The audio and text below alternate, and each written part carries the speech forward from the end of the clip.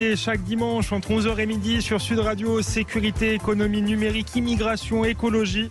Pendant une heure chaque semaine, nous débattons sans tabou des grands enjeux pour la France d'aujourd'hui et de demain. Cette semaine, nous avons le plaisir de recevoir Franck Ferrand et Jean Garrigue. Franck Ferrand anime chez nos confrères sur Radio Classique une émission quotidienne consacrée à l'histoire. Il est aussi l'auteur de Nos Rois de France qui vient de paraître aux éditions Perrin. Jean Garrigue est historien et universitaire. Son livre « L'Élysée contre Matignon, le couple infernal » vient de paraître aux éditions Talendier. L'un admire la monarchie, l'autre a dédié une partie de sa vie au Parlement. Ce sont finalement deux conceptions de la vie politique et de la France qui se confrontent et se complètent ce matin sur Sud Radio. La France est-elle nostalgique du roi ou ne cesse-t-elle au contraire de vouloir lui couper la tête? En quoi l'imaginaire monarchiste imprègne-t-il toujours la vie politique française pour le pire et le meilleur? Faut-il définitivement finir avec cette monarchie déguisée ou au contraire remettre un roi sur le trône de France? Tout de suite les réponses de Franck Ferrand et Jean Garrigue en toute vérité. En toute vérité sur Sud Radio, Alexandre Devecchio. Franck Ferrand, Jean Garrigue, bonjour. Bonjour. Franck Ferrand, commençons par votre livre Nos Rois de France qui paraît aux éditions Perrin. Pourquoi ce livre et pourquoi cette passion peut-être que vous avez pour la monarchie? Je n'ai pas une passion pour la monarchie, j'ai une passion pour l'histoire. Et l'histoire, elle englobe la monarchie et la République pour ce qui est de la France.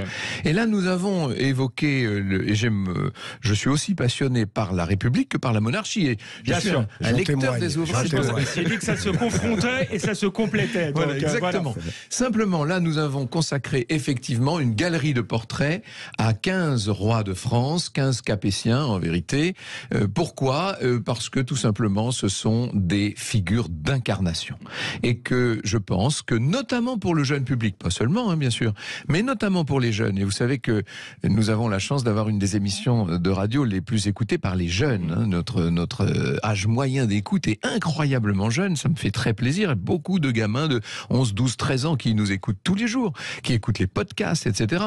Pour eux, je pense que incarner certaines périodes, incarner le passé par des figures très faciles à reconnaître, c'est la base. C'est une porte d'entrée dans l'histoire, si je puis dire. Alors, après... Qu'en est-il de la monarchie française ou des monarchies françaises? Car il y a eu presque autant de régimes que de règnes en vérité. Ça, si vous voulez, on pourra entrer dans le détail tout à l'heure, c'est très intéressant. La monarchie tempérée, telle que la défendait Seyssel à l'époque de Louis XII, ou la monarchie absolue, telle qu'on l'a connue dans sa majesté sous Louis XIV. Tout ça existe, bien sûr. Ça a marqué profondément l'imaginaire, ça a marqué profondément l'inconscient des Français, j'en suis convaincu. Regardez ce qui s'est passé récemment avec les funérailles d'État, avec les obsèques de la reine Elisabeth II d'Angleterre. Alors, nous sommes dans une monarchie qui n'a rien d'absolu, mais qui reste une monarchie sacrale, de droit divin, ne l'oublions pas. Eh bien, les Français se sont complètement passionnés pour ça. Alors, quand on dit les Français, de temps en temps, un chauffeur de taxi, une personne dans la rue me dit « Ah, vous dites que les Français se passionnent, moi je n'en ai rien à faire ». Disons qu'une majorité de Français a passé 8 jours devant sa télé. C'est vrai que c'était très très impressionnant, mais justement je me suis demandé, Franck Ferrand, et je poserai aussi la question à Jean Garrigue, est-ce que c'est une nostalgie profonde finalement de la monarchie, un besoin d'incarnation comme vous l'avez dit, ou est-ce que finalement c'est la culture The Crown qui a fait qu'on s'est passionné pour Elisabeth comme le dernier épisode finalement de la série Netflix? Il me semble, mais ça c'est mon point de vue, il me semble qu'il y a un peu des deux. C'est certain que lorsqu'on a vécu 1000 ans de monarchie, il est difficile de l'oublier tout à fait. Vous savez, il y a des façons d'être, de penser, de réagir. Regardez la façon dont les Français se tournent systématiquement vers le pouvoir central dès qu'il y a le moindre problème. Bon, ça, ce sont des réflexes quasi conditionnés. Et puis, il y a effectivement, avec The Crown et avec un certain nombre de films et de séries, il y a tout un imaginaire de la monarchie qu'on entretient, évidemment, pour des raisons, alors là, qui sont commerciales. Disons les choses clairement. Entre les deux, il y a quelque chose de beaucoup plus important. C'est l'intérêt des Français et d'une façon peut-être plus générale de nos contemporains pour les traditions, pour la continuité, pour l'enracinement, pour l'ancrage, et dans un monde où l'on est de moins en moins enraciné, où les traditions sont de plus en plus malmenées, je pense que le spectacle incroyable que nous a offert Buckingham là récemment, avec cette espèce de cérémonie d'un autre temps et qui s'étire sur 8 jours entiers, je pense que ce spectacle a été une espèce de leçon, en disant, ah ben les Anglais, eux, n'ont pas tout arraché, n'ont pas tout perdu, ils n'ont pas fait table rase. Alors, Jean Garrigue, est-ce que nous avons fait table rase et est-ce que vous faites partie des Français qui ont été fascinés par ce spectacle de la mort, de la liturgie autour de la mort d'Élisabeth II, ou est-ce que vous faites partie de ceux qui ont été agacés qu'on se passionne autant pour la reine d'Angleterre? Eh bien, je vais peut-être vous surprendre, mais je n'ai pas du tout été agacé et j'étais même passionné exactement pour les mêmes raisons que Franck a inventoriées. Moi, il se trouve que je travaille dans mes recherches sur la vie du Parlement, etc. Mais en même temps, j'ai beaucoup travaillé aussi sur ces figures d'incarnation, sur cette recherche nostalgique d'une forme de monarchie qui a pris forme dans notre histoire sous le terme de bonapartisme, puisque Bonaparte a été un souverain, et que j'ai appelé, moi, la recherche de l'homme providentiel. Et puis, j'ai fait un autre livre qui s'appelait La République incarnée, dans lequel, justement, je déplorais, ou je essayais de montrer à quel point, de manière paradoxale, notre 5e République avait de plus en plus abandonné l'incarnation, alors même qu'elle avait été conçue par le général de Gaulle pour la promouvoir. Et il y a un paradoxe, et qui, manifestement, pourrait se résumer dans ce qu'était la popularité des présidents de la République, de la 3e ou de la 4e République, qui avaient très peu de pouvoir, et donc qui se rapprochaient, et même beaucoup plus qu'on ne le croit, de la figure monarchique, du fait qu'ils étaient un peu en retrait de la politique active. Général de Gaulle disait qu'ils inauguraient les chrysanthèmes, et ces personnages-là, au fond, étaient beaucoup plus populaires que nos présidents de la République actuelle. Il y a donc un problème, effectivement, d'une société qui s'est détachée, qui ne sait plus ce qu'est que l'incarnation. Les responsabilités sont partagées, mais sur le diagnostic, moi je suis complètement d'accord avec ce que dit Franck. Justement, votre dernier ouvrage, c'est l'Élysée contre Matignon, le couple infernalesque, qui a finalement une confusion là qui est faite entre la figure du président de la République, qui pourrait être une figure monarchique, en quelque sorte. On dit d'ailleurs que la 5e République est une monarchie républicaine, et celle du Premier ministre qui est censé incarner l'exécutif. Le fait qu'on ne sache plus très bien qui fait quoi, est-ce que ça participe de cette crise de l'incarnation que vous décrivez ? Exactement. C'en est une des raisons, non pas majeure, mais une des raisons. Puisque la figure du président de la République, telle que le général de Gaulle l'avait conçue, était une figure de surplomb, était une figure de mystère, était une figure de hauteur, c'est-à-dire l'inverse de l'hyperprésidence ou même de la présidence jupitérienne d'Emmanuel Macron, qui intervient sur tout et à tout bout de champ.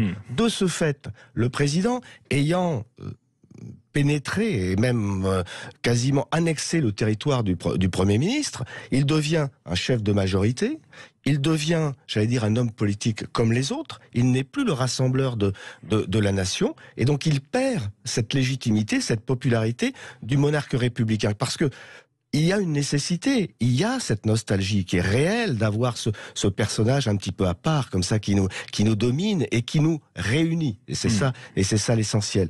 Et moi, ce que je montre dans le livre, c'est la manière dont peu à peu on s'est écarté de la vision originelle qui était celle du général de Gaulle et de Michel Debré. Alors pour Michel Debré était un parlementaire à l'origine, et donc concevait le rôle du Premier ministre comme le chef de la majorité parlementaire, ce qui est aujourd'hui devenu le président de la République, et comme celui qui gouvernait effectivement. Et d'ailleurs, De Gaulle, très longtemps, a laissé Michel Debré gouverner. De Gaulle se retranchait sur son domaine réservé. Donc vous voyez, on a perdu cette délimitation qui faisait la puissance et la force du président de la République. Jean Garrigue, Franck Ferrand, merci d'être avec nous sur Sud Radio en toute vérité. On se retrouve après une courte pause. On continue de parler de cette nostalgie française pour le roi. Nostalgie française paradoxale, parce que parfois on a l'impression que les Français veulent aussi couper la tête de leurs hommes politiques. Et et ils ont coupé la tête du roi. On en parle tout de suite après la pause en toute vérité.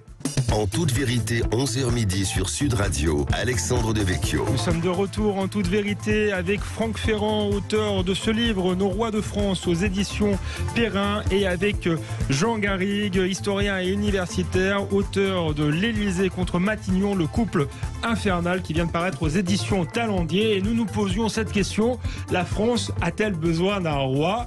Et pour rien de vous cacher, pendant la pause, on en discutait avec Franck Ferrand. Il nous disait que le général de Gaulle s'était sérieusement posé la question en 1958. Oui, je me rappelle, pour revenir sur Michel Debré, qui a été donc le premier des premiers ministres de la Ve République et qui a été l'un des rédacteurs de la Constitution. Il a joué au sein du comité constitutionnel un rôle absolument essentiel. Et j'étais allé voir Michel Debré avec un certain nombre de camarades de Sciences Po. Ça nous ramène au milieu des années 80, ça évidemment. Il va bientôt y avoir 40 ans. Hélas. Et Michel Debré nous avait raconté à quel point il tenait précisément à cette notion de distinction entre la direction des affaires publiques et la politique elle-même, qui relevait pour lui de Matignon, et pour ce qui est de l'Élysée, une incarnation. Mais Michel Debré, qui était un républicain farouche, ne voyait dans cette incarnation que la personne du général de Gaulle. Or, le général de Gaulle, lui, qui sans doute, me semble-t-il, avait un peu plus de hauteur de vue que Michel Debré, se demandait ce qu'il adviendrait de la France et de son gouvernement après lui. Le discours de Bayeux nous dit: il faut un exécutif fort. Et il accomplit en 58 le rêve de 46-47. Bon, très bien. Mais ensuite, qui va incarner cet exécutif fort? Et le général s'est demandé, alors on est dans les années 59-60, celui qui m'a raconté ça, c'était son aide de camp R, qui n'est plus de ce monde, hélas, mais qui m'avait livré ses mémoires, qui s'appelait le colonel Tesser. Et le colonel Tesser a été à l'Élysée, donc auprès du général de Gaulle, de 1959 à 1962, justement, et donc exactement à cette période-là. Et le général de Gaulle lui demandait, dans sa voiture banalisée, qui était une simple 4L entre nous soit dit, d'aller chercher tous les mercredis le comte de Paris au Cœur Volant, le manoir du Cœur Volant à Louvciennes, où habitait à l'époque le prétendant au trône de France, en tout cas le prétendant orléaniste, et il ramenait le comte de Paris à l'Élysée par la grille du Coq. Il fallait que ça se voie le moins possible. Et le général de Gaulle avait des entretiens avec le prince. Et d'ailleurs, le comte de Paris lui-même a publié un certain nombre de lettres que le général de Gaulle lui avait adressées et qui étaient relativement peu douteuses sur l'intention du général, qui, d'une certaine manière, aurait voulu accomplir pour la France ce que Franco en Espagne était en train de préparer pour son propre pays. Franco a réussi, De Gaulle n'a pas réussi. Pourquoi? À mon avis, pour deux raisons. D'abord, parce qu'il y avait autour de lui des gens très républicains. Et le Premier ministre qui succédera à Michel Debré, Georges Pompidou, faisait partie de cela, mais on pourrait en citer un certain nombre d'autres. Beaucoup des grands conseillers de l'Élysée, même le secrétaire général en personne, Tricot, étaient des républicains purs et durs. Et puis d'autre part, il y a eu ces événements de l'OAS, ces attentats, etc. Et De Gaulle s'est dit qu'il faudrait, pour tenir le cap, quelqu'un qui ait l'onction du peuple, et donc du suffrage universel. Et c'est ce basculement de 62 vers l'élection du président de la République au suffrage universel qui aboutit, qu'on le veuille ou non, à instaurer une monarchie républicaine. C'est-à-dire que nous avons une monarchie plus ou moins tempérée en France. Là, je laisse à Jean Garrigue une analyse qui m'échapperait peut-être. Une monarchie plus ou moins tempérée qui est simplement élective. Il y en a eu d'autres, des monarchies électives dans l'histoire. Il y en a même eu beaucoup entre nous. Alors, les successeurs de De Gaulle, dans le cas de Pompidou s'est complètement coulé dans les vêtements présidentiels, mais comme nous le disions pendant l'interruption, le peu de confiance qu'il avait dans Jacques Chaban-Delmas et son projet de nouvelle société, et après du temps de Pierre Messmer, alors là c'était carrément la maladie du président avec ce couple présidentiel, vous savez, Marie-France Garot et Pierre Juillet qui tenaient l'exécutif, si je puis dire. Bon, tout ça a fait que Pompidou n'a peut-être pas incarné autant qu'il aurait pu la fonction.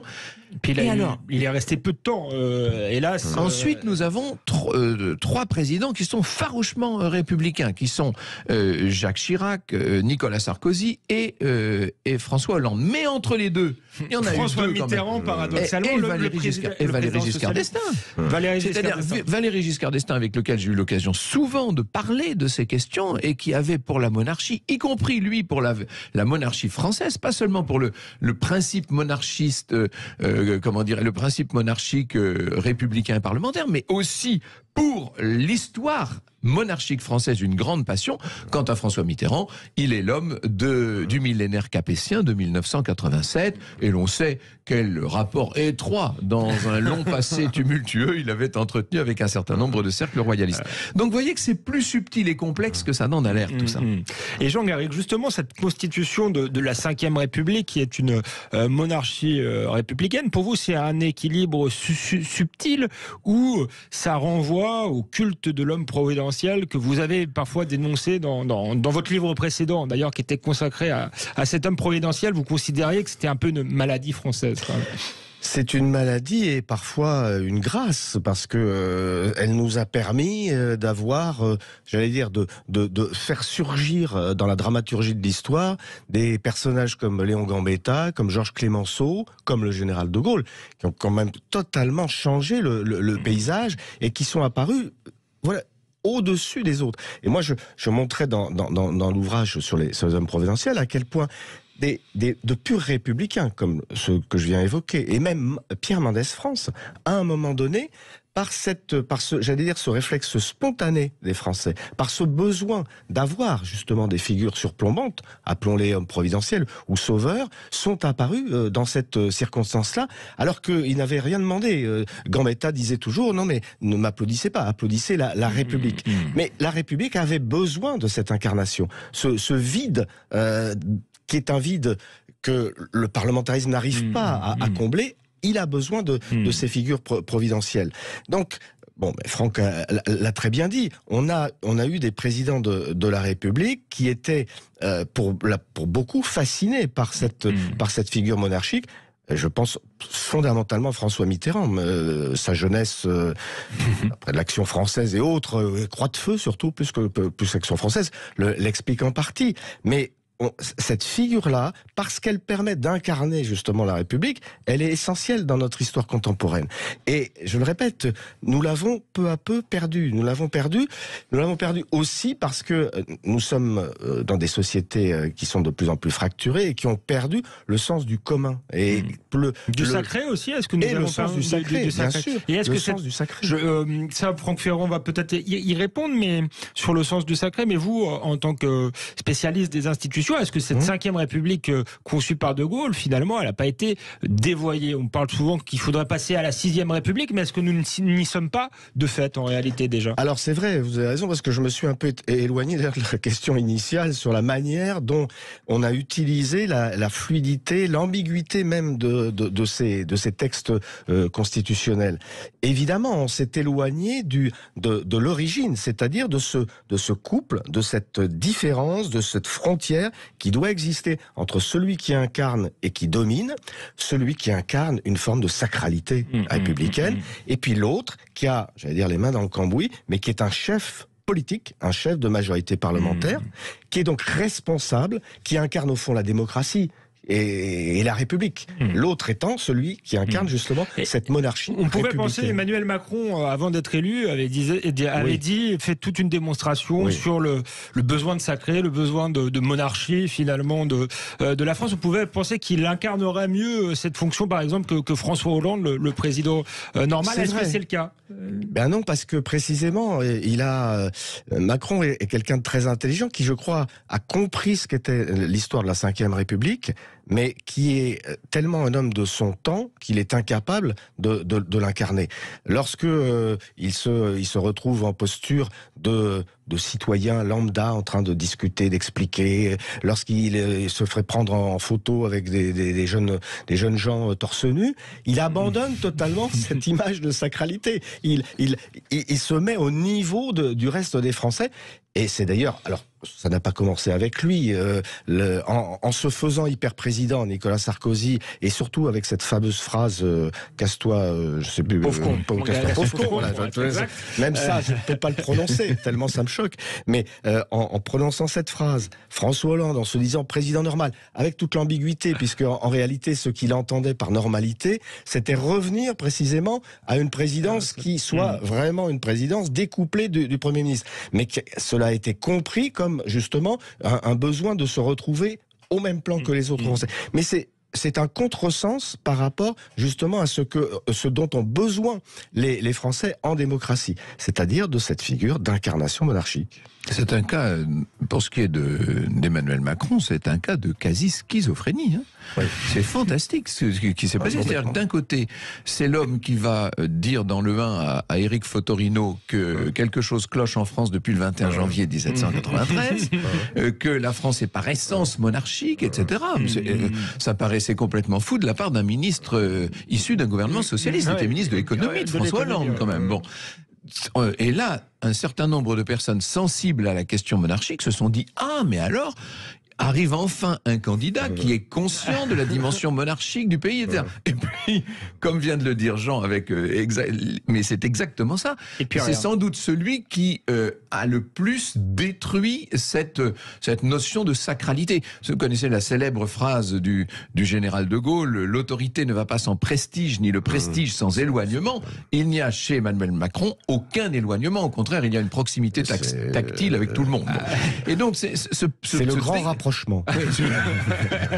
Ce sera le mot de la fin de cette seconde partie. On se retrouve dans quelques minutes en toute vérité pour continuer de parler effectivement de cet héritage des Capétiens finalement pour la France. Quel type de roi serait Emmanuel Macron? Tiens, c'est une question qu'on pourra poser à Franck Ferrand notamment après une courte pause. On se retrouve en toute vérité sur Sud Radio. Sud Radio. Parlons vrai. En toute vérité, 11h midi sur Sud Radio, Alexandre Devecchio. Nous sommes de retour sur Sud Radio avec Jean Garrigue et avec Franck Ferrand. Franck Ferrand, vous êtes l'auteur de Nos Rois de France. Co-auteur. D'ailleurs, oui, il faut citer vos co-auteurs, Pierre-Louis Lancel et Anne-Louise Sautreuil. C'est un livre dans lequel vous faites le récit finalement du règne de nombreux rois capétiens, voilà, Philippe Auguste, François Ier, Henri IV. François Ier, vous avez remarqué que c'est pas mon préféré. Voilà. Mais justement, c'est la question que je voulais Louis XVI, je voulais vous poser. Si on parlait d'Emmanuel Macron avant la pause, on disait son rapport quasi schizophrénique à la monarchie. Quel genre de roi serait, si vous deviez le comparer à l'un des monarques dont vous faites le récit du règne, quel serait-il? Quel type de roi serait Emmanuel Macron? Je ne sais pas si on pourrait comparer Emmanuel Macron à un de nos rois, en toute sincérité. Peut-être, mais alors ce serait vraiment tout à fait tiré par les cheveux. Peut-être pourrait-on le comparer un peu, sous certains aspects, à Charles VII, ne serait-ce que parce que Charles VII a eu à s'opposer à une sorte de perte de la souveraineté, ce qui est exactement ce que nous vivons, nous, aujourd'hui, avec le phénomène européen, bien entendu. Et puis peut-être aussi que Charles VII était l'homme de toutes les contradictions, qu'il pouvait dire à peu près blanc et noir à 24 heures d'écart, et ce qui est, je crois, un peu le cas du président actuel. Roi caméléon. Un peu roi caméléon, voilà. Mais il y a quand même deux très grandes différences. La première, c'est que Charles VII a bénéficié du phénomène Jeanne d'Arc. Et pour l'instant, je n'ai pas vu arriver la Jeanne d'Arc d'Emmanuel Macron. Ça viendra peut-être, après tout, mais pour l'instant, je ne l'ai pas vu. Et puis la deuxième chose, c'est que Charles VII avait pour lui la durée. Le règne a duré très longtemps et s'il n'avait pas... Alors Emmanuel Macron est très jeune, les institutions lui interdisent de se représenter, mais on ne sait jamais. Hein. On ne sait jamais, comme vous dites. Bon, de toute façon, là encore, il ne faut pas vouloir comparer un régime moderne, actuel, celui de la 5e République totalement remaniée, qu'on doit pouvoir appeler une 6e République qui ne dit pas son nom, vous l'avez dit tout à l'heure, avec la monarchie sacrale française de droit divin, et qui plus est, absolue depuis le règne de François Ier. Donc là, ça c'est différent, si vous voulez. Ce qu'il faudrait pouvoir comparer, c'est notre République actuelle avec les monarchies actuelles, et notamment avec les monarchies d'Europe du Nord. Et ça, ce serait assez intéressant. Et je ne suis pas persuadé qu'en termes de démocratie, de participation, de représentation, je ne suis pas certain que la République sorte vainqueur de ce débat.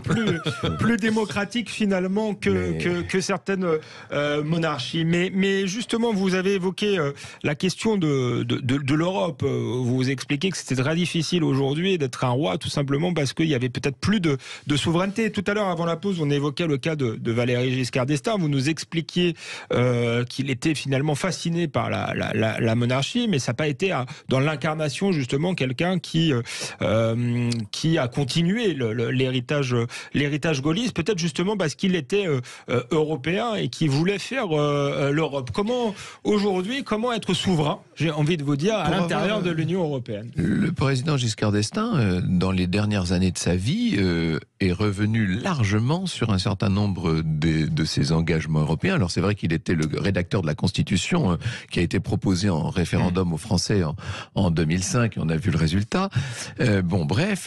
Simplement, il était favorable à une Europe plus réduite, une Europe à 6 ou à 8, vous vous rappelez, et non pas du tout à 27, il en était même l'ennemi. Et il était favorable à une Europe de coopération qui était beaucoup plus forte, de coopération accentuée. Il était favorable à un échange en termes de démocratie avancée, comme il disait, c'est-à-dire que sur un certain nombre de valeurs, il aurait voulu une harmonisation européenne, mais à côté de ça, il n'a jamais, lui, remis en cause cette Europe des nations, cette Europe des souverainetés, même si on l'a accusé de fédéralisme. Mais je suis désolé, j'ai écrit un livre, moi, très peu de temps avant sa mort, un livre qui était tout à fait souverainiste, pas du tout anti-européen, contrairement à ce qu'ont dit certains, mais souverainiste. Et j'ai reçu de sa main, et je tiens ce document à la disposition de n'importe qui, une petite lettre me disant « Cher ami, comme vous avez raison, et comme votre Jeanne est le modèle de ce que nous devons faire. » Donc, vous voyez, il ne faudrait pas prêter à Giscard les tentations fédéralistes qui sont celles actuellement d'Emmanuel Macron. Ce serait un long débat, mais on ne rentre pas là-dedans. Moi, je trouve qu'il y a quand même des points communs entre Giscard et Emmanuel Macron. Même si à la fin de sa vie, Giscard a peut-être fait preuve de plus de lucidité quand il était au pouvoir. Mais voilà, mais c'est un autre débat. Jean Garrigue, vous êtes plutôt plus européen, je pense, que Franck Ferrand, ou en tout cas plus favorable à l'Union européenne telle qu'elle s'est construite. Est-ce que c'est compatible finalement avec la souveraineté, et après, allons encore plus loin, avec la démocratie? Comment on fait pour articuler tout cela? Alors en réalité, moi je suis, peut-être un nostalgique ou un admirateur du rêve européen. C'est-à-dire ce rêve d'un espace démocratique dans lequel des solidarités économiques, sociales, politiques se créent autour d'un idéal commun.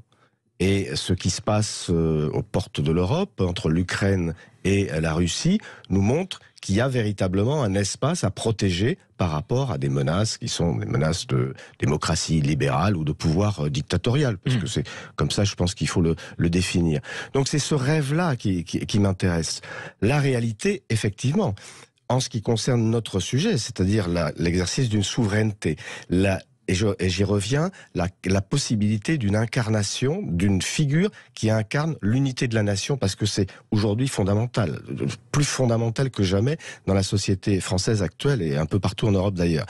L'Europe, elle s'inscrit en obstacle majeur face à cette possibilité, à cette capacité à faire ressurgir l'incarnation. C'est une évidence, puisque sur tous les aspects, on voit bien à quel point le président de la République est empêché, ou il s'empêche lui-même, en ce qui concerne Emmanuel Macron, par conviction, ou peut-être par opportunisme aussi.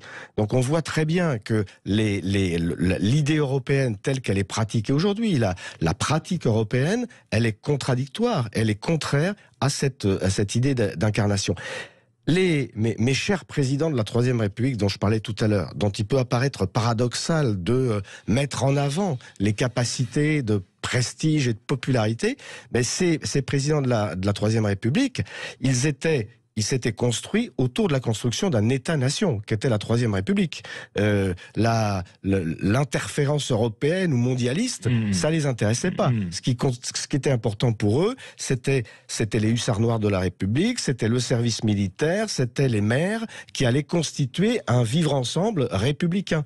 Et eux avaient le rôle, dans ce vivre-ensemble républicain, d'incarner tout ça à travers un certain nombre d'idées, à travers des gestes, à travers des rituels aussi, qui étaient les leurs, et qu'on a totalement perdu. Mais tout ça, c'est vrai, pour revenir à la question, tout ça a été très largement, je dirais, bradé par ou à cette idée, à ce fonctionnement européen qui a commencé notamment avec Maastricht. Et c'est pas un hasard d'ailleurs s'il y a eu ce grand discours contre Maastricht de Philippe Séguin, qui était l'incarnation justement de ce souveraineté, qui était celui qui pouvait se targuer d'avoir le mieux incarné l'héritage du général de Gaulle par rapport à l'Europe des nations. Donc moi je pense que véritablement il y a il n'est pas du tout d'incompatibilité entre l'idée d'avoir un rêve européen, un idéal européen, et en même temps de prôner pour un retour à une forme de souverainisme dans bien des domaines, pour justement pouvoir réinterpréter dans la société d'aujourd'hui, cette idée d'incarnation. Donc, mon cher Alexandre, je ne sais pas si le principe était de nous opposer, mais je souscris à 100% à ce qui vient d'être dit.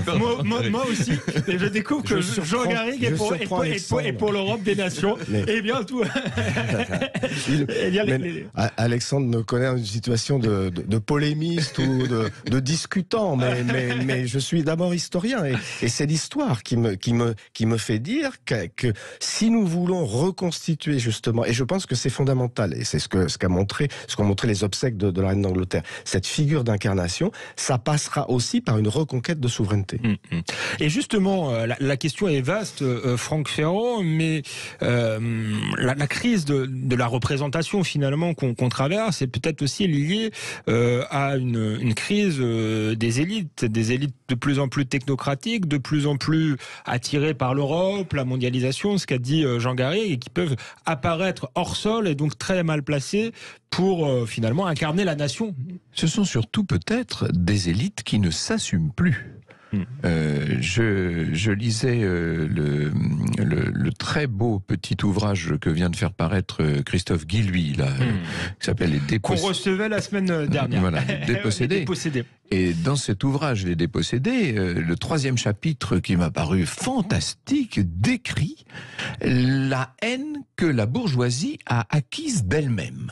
C'est-à-dire que les bourgeois, au sens très large, disons ce que vous appelez les élites, je oui, d'ailleurs, j'ai posé la question la semaine dernière à Christophe Guilluy, est-ce qu'ils méritent effectivement leur terme d'élite? Le terme d'élite, disons les élites entre disons guillemets. Les classes dirigeantes, les classes dirigeantes au sens large, et c'est toujours très difficile à cerner, à définir, mais les classes dirigeantes, les possédants, comme aurait dit mon cher devancier et maître Henri Guillemin, ces possédants d'aujourd'hui n'assument plus ce qu'ils sont, et c'est pire que ça encore. Ils n'assument non seulement plus ce qu'ils sont, c'est-à-dire qu'ils sont en basket, ils mettent des ponchos issus du commerce équitable, etc. Et en dessous, quand même, ils cachent des montres Cartier, je vous rassure, bien sûr, mais non seulement ils n'assument plus ce qu'ils sont, mais c'est encore pire que ça, ils n'assument pas le projet qu'en leur nom on est en train de développer à l'échelle d'ailleurs mondiale.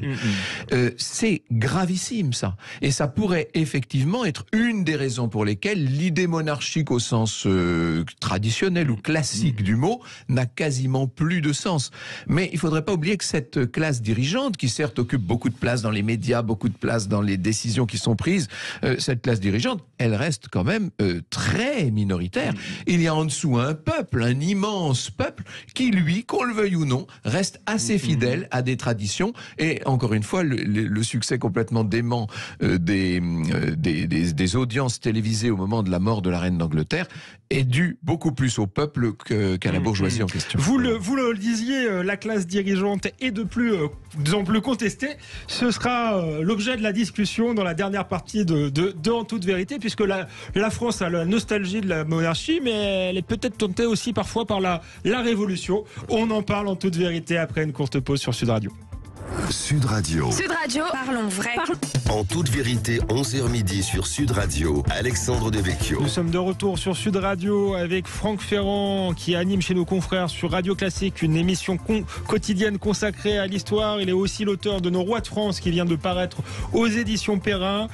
Jean Garrigue est également avec nous, historien universitaire. Son nouveau livre L'Élysée contre Matignon, le couple infernal, vient de paraître aux éditions Talendier. Et nous nous posons la question ce matin, la France a-t-elle besoin d'un roi? Est-ce qu'elle est nostalgique finalement de la monarchie? Mais c'est aussi un pays bouillonnant, la France, un pays révolutionnaire. Il n'y a pas si longtemps, on en parlait avant la pause, peut-être Franck Ferrand, on a eu le phénomène des gilets jaunes. Donc est-ce que dans la tête des Français, il y a la nostalgie du roi, mais aussi l'envie de lui couper la tête? D'ailleurs, on a vu au moment des manifestations des gilets jaunes beaucoup de références à la Révolution, à la guillotine. Oui et non. Les références à la guillotine, elles sont arrivées tard dans le phénomène des Gilets jaunes, au moment de ce qu'on a appelé la récupération. De la France insoumise. Je crois que les Gilets jaunes ont eu l'idée bizarre d'aller se confronter aux grandes villes, alors que c'était un phénomène d'essence territoriale, on pourrait presque dire rural. Tant que les Gilets jaunes étaient sur les ronds-points en province, je pense qu'ils étaient assez loin de l'idée de guillotine. En revanche, ils n'étaient jamais loin de l'idée d'un appel au pouvoir, toujours. Il y a ce réflexe que vous ne changerez pas chez les Français, et d'une façon plus générale chez la plupart des peuples d'Europe. Alors je ne parle pas des Suisses, bien sûr, mais pour beaucoup de peuples d'Europe, il y a ce réflexe d'appel au pouvoir, d'appel... oui, on se souvient que le général de Villiers était une figure providentielle à ce moment-là. Certains en avaient fait appel à lui, donc ça traduisait un besoin de verticalité. Et regardez le changement d'attitude chez le président Macron lui-même. C'est-à-dire que cet homme, entre guillemets, jupitérien qu'on a connu en 2017 et 2018, qui aimait se couler dans les habits monarchiques, alors il le faisait de façon à géométrie variable, et avec ce tempérament de caméléon qui est le sien. Bon, mais en tout cas, il le faisait, et regardez notamment les célébrations du centenaire du 11 novembre 18, et là, pour le coup, le président jouait un rôle qui était littéralement monarchique, et qu'il assumait assez bien. Et puis, il y a eu ce traumatisme pour lui, probablement, pour autant qu'on puisse le savoir, des Gilets jaunes, la peur du pouvoir, la peur que le pouvoir a éprouvé face à un phénomène totalement incontrôlé, non encadré, quasi impossible à définir. Assez vite, on l'a réencadré. Assez vite, on lui a collé les black blocs dans les pattes de sorte qu'il est devenu la bête noire de la bourgeoisie. Bon, ça, c'est un autre sujet. Mais en tout cas, le président, là, c'est vrai, a changé d'attitude et il n'en a plus retrouvé. Le président est resté très actif sur tous les terrains. Il gouverne un peu à la façon de Nicolas Sarkozy. Là, il est sur tous les dossiers, etc. Giscard, déjà, avait commencé ça. Dans les années 70, il était sur tous les dossiers aussi, à la place du Premier ministre. Mais, en tout cas, il n'a plus incarné. Depuis, je suis désolé, depuis le début de l'année 19, même au moment tellement essentiel de la pandémie, avec des décisions qui ont été prises, qui étaient des décisions pour le moins monarchiques, c'est le moins qu'on puisse dire. Eh bien, même à ce moment-là, il y a eu un défaut d'incarnation. C'est intéressant, comme si le président ne voulait plus se mettre dans le costume de celui qui aurait pu devenir Louis XVI, en fait. Jean Garrigue, les Gilets jaunes, ce sont les prémices d'une crise de régime, finalement. 1788, il y avait d'ailleurs beaucoup de points communs entre la révolte originelle, comme l'a dit Franck, les ronds-points, et ce qui s'est passé, notamment au moment de la Grande Peur, à l'été 1789. La révolution a été récupérée par les sans-culottes, mais... c'est le même phénomène. C'est le même processus, exactement le même processus. Bien sûr. les nouveaux terroristes d'aujourd'hui. Non, je parle de la grande terreur, bien sûr. Non, pour moi, le quinquennat d'Emmanuel Macron, enfin les quinquennats, mais en tout cas au moins le premier, c'est véritablement le résumé de toute notre histoire et du grand paradoxe français. C'est-à-dire d'un côté, cette aspiration au monarque républicain, cette aspiration à la verticalité, et puis d'un autre côté, on se rend compte qu'il y a aussi ce tropisme révolutionnaire, cette aspiration à la démocratie horizontale, voire à la démocratie directe, qui a rattrapé Emmanuel Macron. Et comme il est caméléon, mais c'est ce que disait Franck, il commence, j'allais dire, en Louis XIV, et il termine en... qu'est-ce que je pourrais dire Gérard Larcher.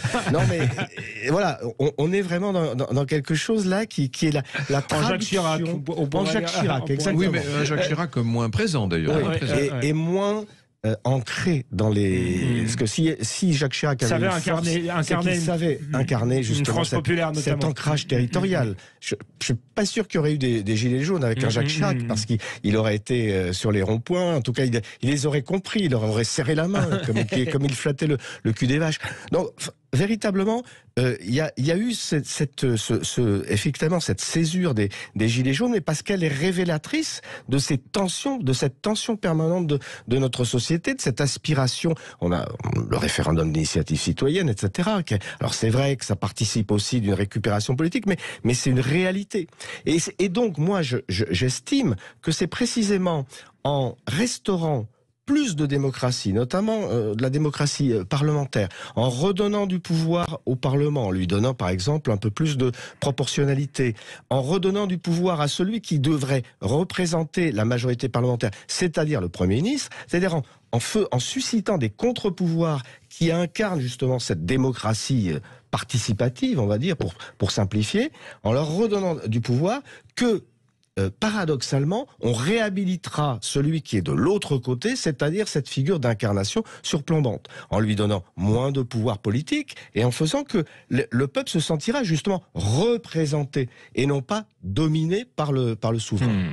On arrive bientôt à la fin de cette émission. Une dernière question pour Franck Ferrand et ensuite vous conclurez Jean Garrigue.